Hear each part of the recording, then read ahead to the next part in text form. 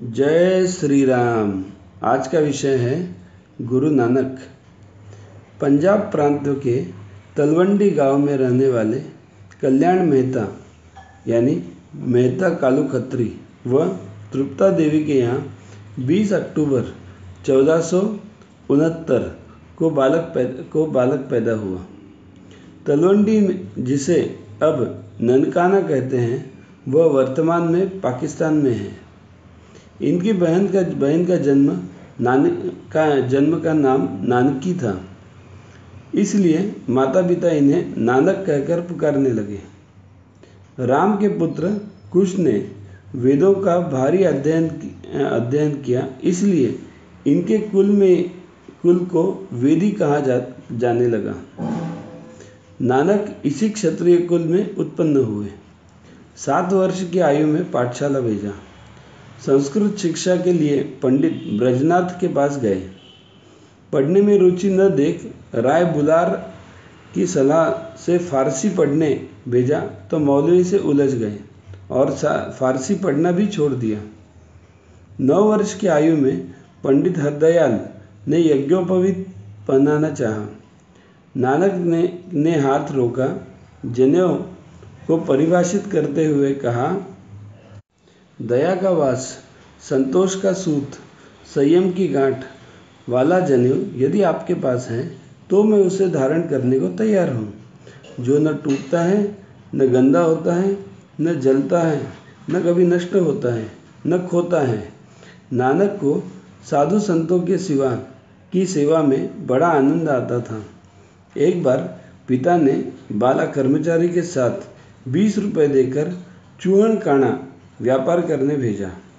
मार्ग में कुछ साधु संत इन्हें भूखे दिखे। सारी राशि खर्च कर उन्हें भोजन करा दिया। पिता ने जब डांटा तो उत्तर दिया, पिताजी, भूखे साधुओं को भोजन कराना ही तो सच्चा सौदा है।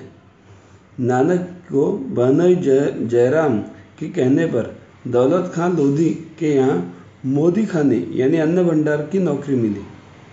अनाज तोलते समय संख्या 13 पर आई तो 13 ही कर अनाज तौलते रहे। विरोधियों द्वारा शिकायत करने पर राजा ने अन्न तुलवाया, प्रभु कृपा से बराबर पाया।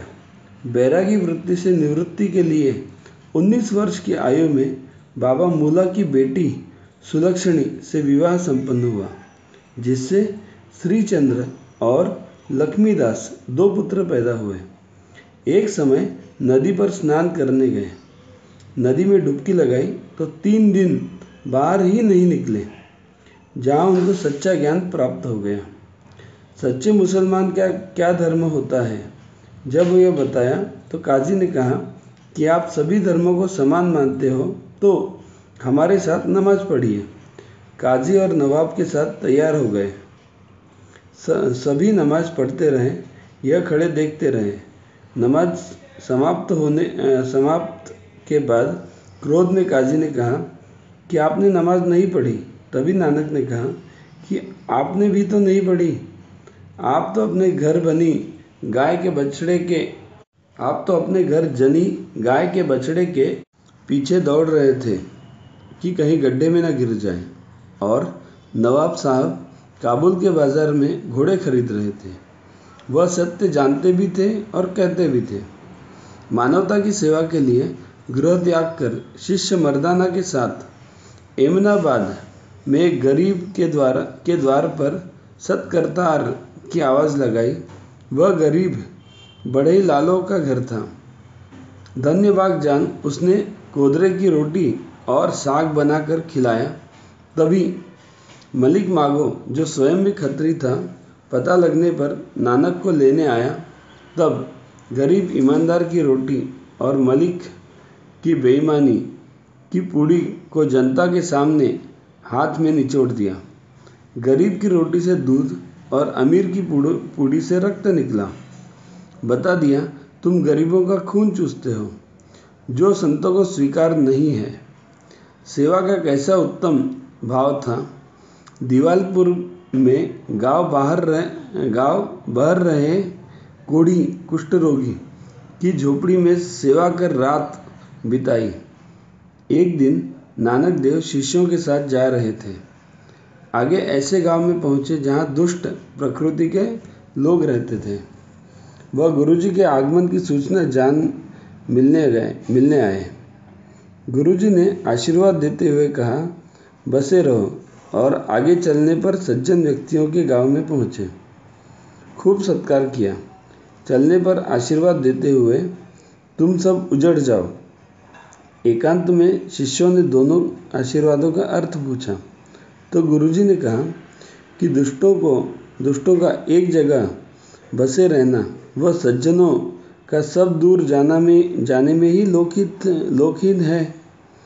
रावलपिंडी तलहट्टी में बली कंधार फकीर जो क्रोधित होकर जलस्रोत रोक देता था, उसे सबक सिखाते हुए एक पत्थर के नीचे ही मर्दाना द्वारा गड्ढा खुदवाकर पानी निकाला, जिससे उस अहंकारी फकीर का जल स्रोत सूख गया। जनता को जल उपलब्ध करवाया। बाबर ने आक्रमण कर सैयदपुर में मर्दाना और नानक को बंदी बना भार बोझा लदवाकर जेल में बंद कर भारी चक्की पीसने का आदेश दिया। पहले से ही वहाँ अनेक साधु यही सजा भुगत रहे थे। नानक ने हरि कीर्तन किया तो सारी चक्कियाँ अपने आप चलने लगी।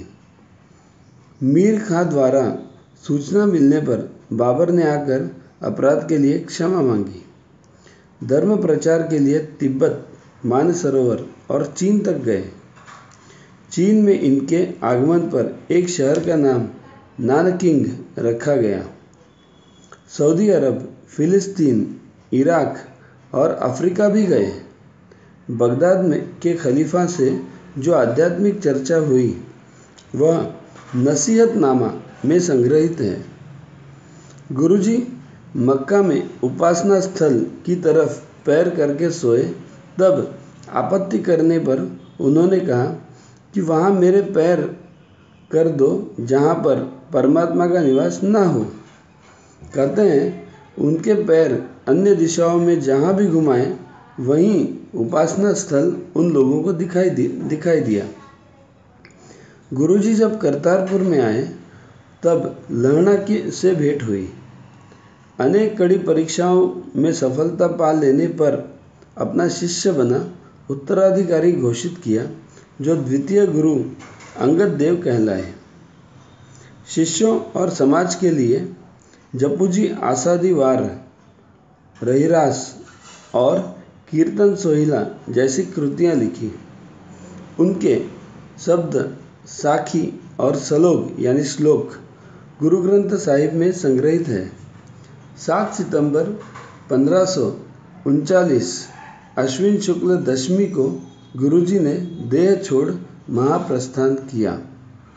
भारत माता की जय।